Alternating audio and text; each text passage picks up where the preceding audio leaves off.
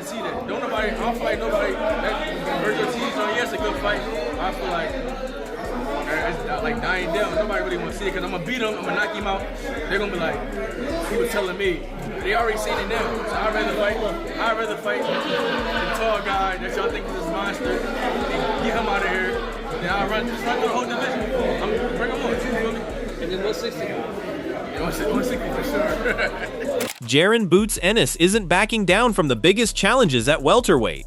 Addressing a potential showdown with Sebastian Fundora, Ennis makes it clear he believes height alone won't be enough to trouble him, insisting that skill wins fights.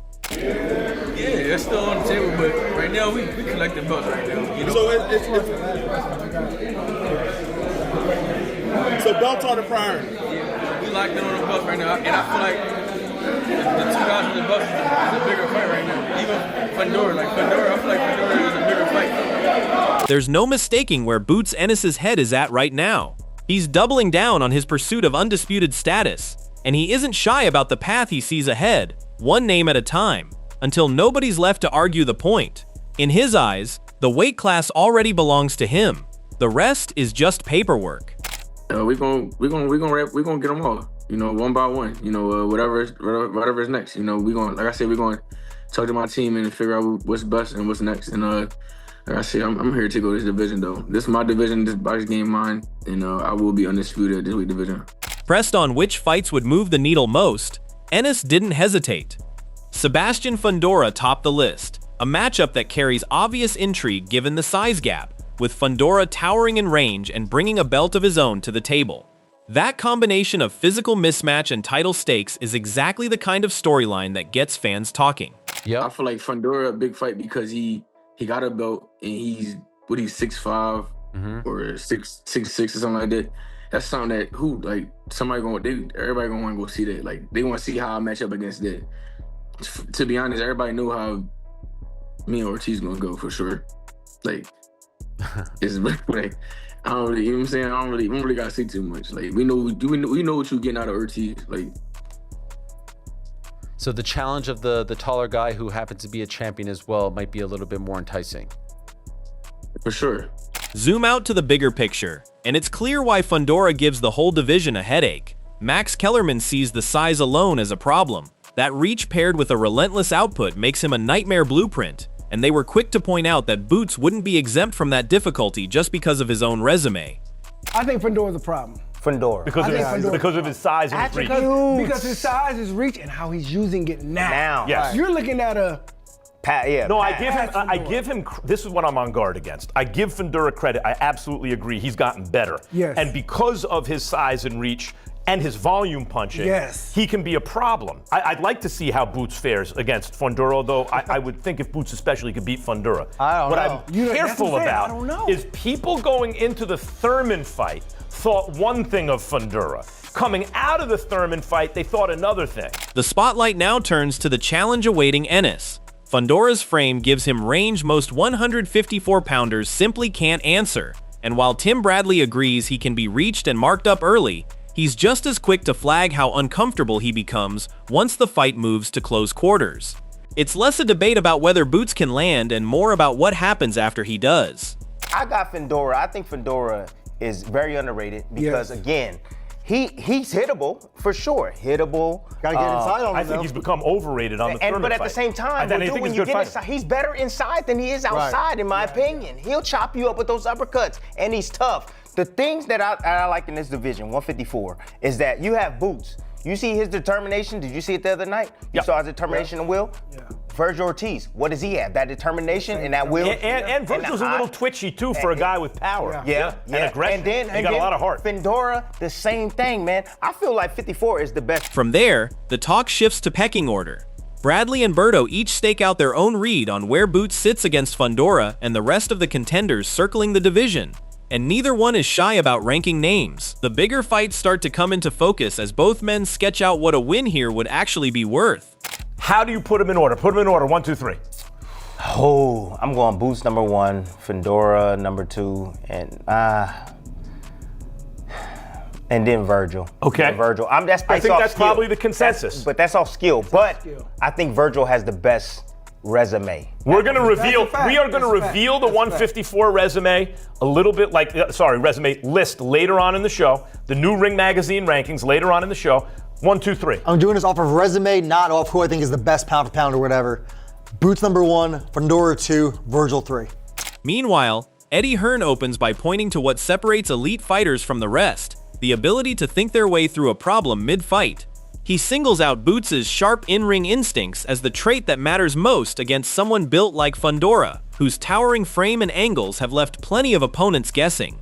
Where others have frozen trying to figure him out, Hearn is convinced Ennis will adjust on the fly. Damn, like Yeah, that, of course, because he's so unique, isn't he? Yeah. What is he, 6'6"? He's taller than Joshua, I think, or maybe the same but height. he's a 154 pounder. But you've got to be good enough to adapt to everything. Like, and that's the problem. A lot of these guys, no disrespect to Keith Thurman, he's been done for a while. Yeah. But Tim Tszyu, these kind of guys, they're all great fighters, but they just can't adapt to styles. Josh has got an unbelievable IQ. Boots has probably got the best IQ in the game, I think. They can adapt in those kind of fights, and that's what you need to do, because Fondora is a massive problem. Yeah. Because how do you prepare for it? I mean, so until you get in there, start getting hit by these fucking arms coming from anywhere. Yeah. Hearn then draws a sharper distinction.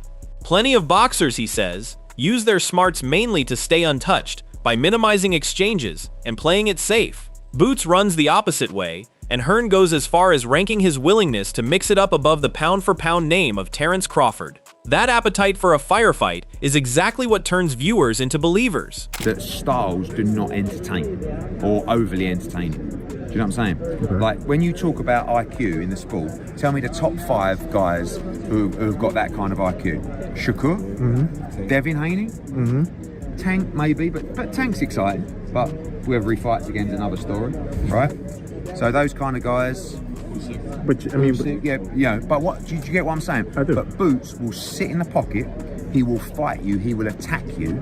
He can box off the back foot, but he actually likes to come and fight. and Crawford's the same way, I would say. Yeah, I think a little bit, but I still think Boots is more aggressive than Crawford. While Danny Garcia doesn't pretend the physical mismatch is small, a southpaw standing 6'6" is a nightmare blueprint for nearly anyone in the weight class, he admits. But he's quick to counter that reach alone doesn't make a fighter untouchable, pointing to Fondora's track record of getting caught clean as proof that the weaknesses are real and repeatable. And become undisputed at 154. What do you think about him and Sebastian Fundora? I think that's a great fight. I think that's an amazing fight. Boots definitely got the better skills, faster, hits hard, more athletic. But Fondora is just 6'7", so I think that's the problem. He gives anybody a hard fight just because of his height and he's southpaw. But I think he's there to be hit. Lubman put him down.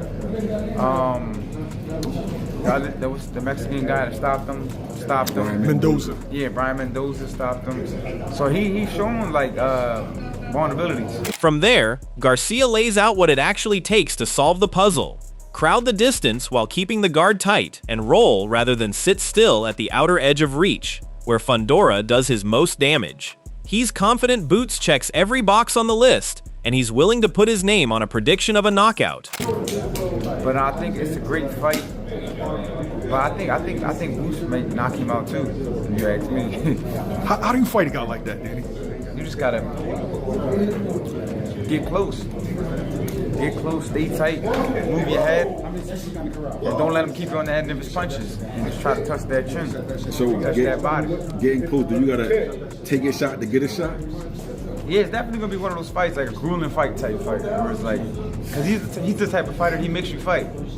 Everyone he's fought, he made them fight, made them dig deep. So, but I think just Boots is just a different kind of talent. Richardson Hitchens gives credit where it's due, pointing to the Thurman fight as proof that Fondora genuinely knows how to put that towering frame to work rather than just carrying it around.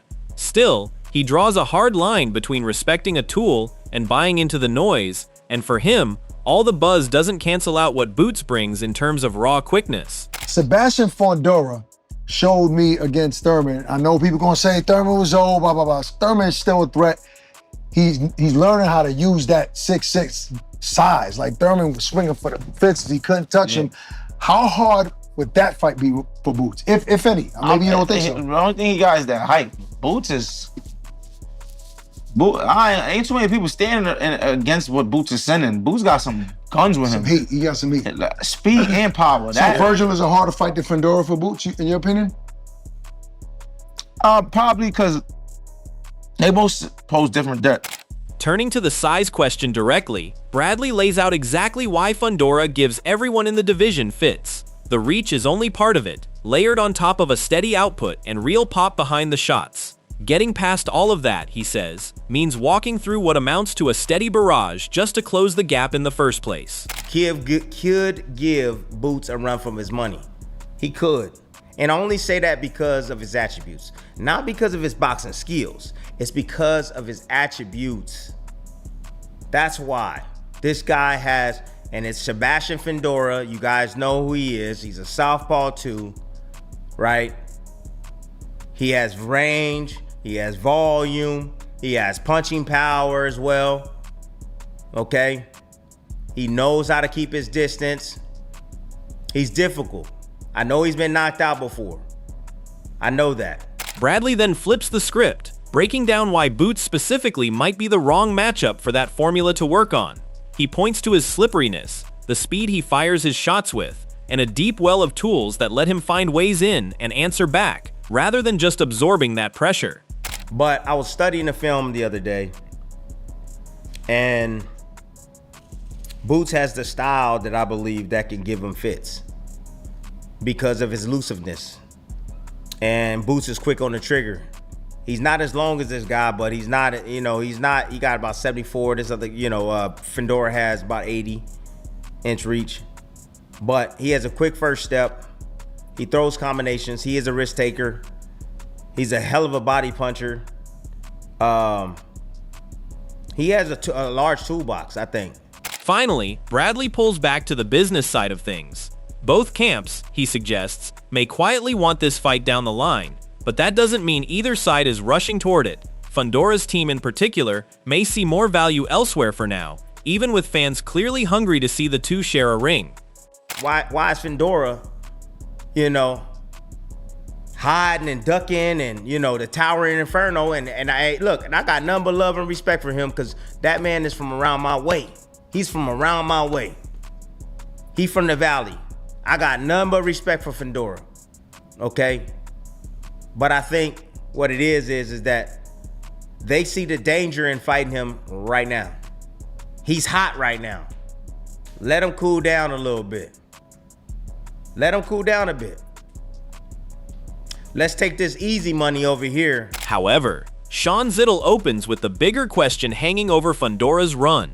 Beating a game plan built around him is one thing, but doing it against two of the division's most dangerous names is another matter entirely. The panel weighs whether he has what it takes to get past both Boots and Ortiz, or whether one of them proves to be the wall he can't climb. Maybe he really is the best 154-pounder. Maybe he really does beat Virgil Ortiz and even Jaron Ennis. And I think heading into this fight, he was a respected champion, a formidable champion. But I think most people, the reason why they were saying Ennis and Ortiz is the best fight in the 154-pound division is despite neither of them having a major world title, that people thought they were the two most elite fighters in the division. And I had Fondora pegged third behind them. Now it's like those are 50-50 type fights. From there, they stressed what elite opposition demands that his past resume hasn't.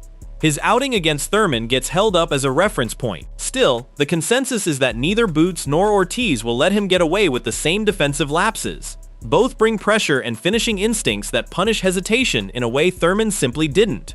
More safe, so you're right. I mean, Ennis, Ortiz, Zayas, those guys are going to test his defensive responsibility a lot more. But even from last July against Zoo, I saw him being a little bit more defensively responsible by, But the word in the sentence that's operative is force.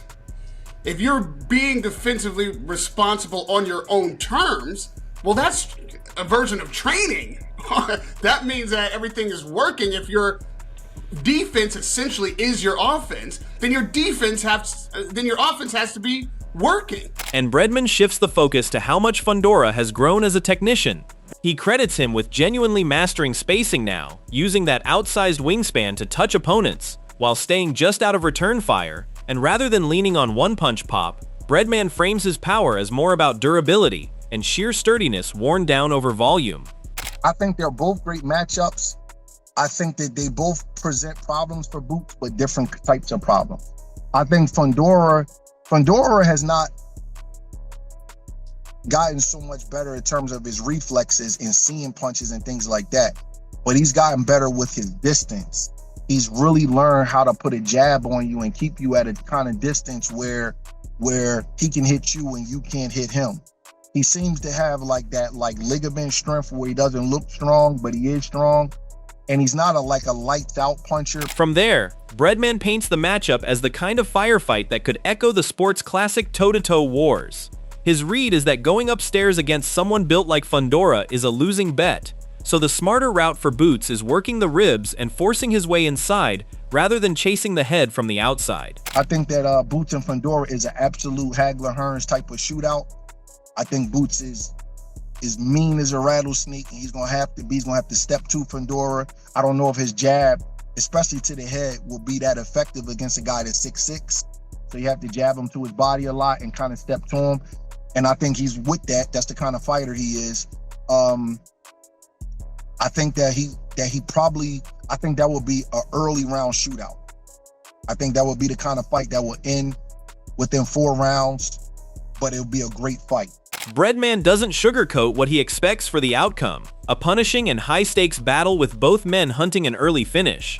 He still leans toward Boots getting the stoppage, pointing to his inventiveness on offense as the deciding factor, but he tempers that pick with a warning that Boots can't afford to coast once things settle into mid-range exchanges. Because Boots is 5'10" and Fondora is 6'6". It's going to be hard to just hit him in the head with jabs all night. You know what I mean? I'm not saying he won't be able to, but he's going to have to jab a different part of his body. I think he's going to have to attack him, and Fondora obliges that. Fondora works on the inside. He's trying to hurt you too. So I just think it's just a brutal fight, a brutal Hagler-Hearns type of fight, and I think Ortiz and Boots is just an absolute war also. I think it's a war. I think it's just going to be just two mean combination punching in their 20s. Greg Hackett takes a different route into the breakdown, framing the size gap almost like a nature documentary. A faster hunter closing ground on a much taller target that struggles to keep him at range. Once that gap disappears, all of Fondora's length stops being an advantage and starts being a liability, since there's simply nowhere left for him to retreat to. It looks like trying to think of the perfect comparison. That's what I'm thinking. I'm like,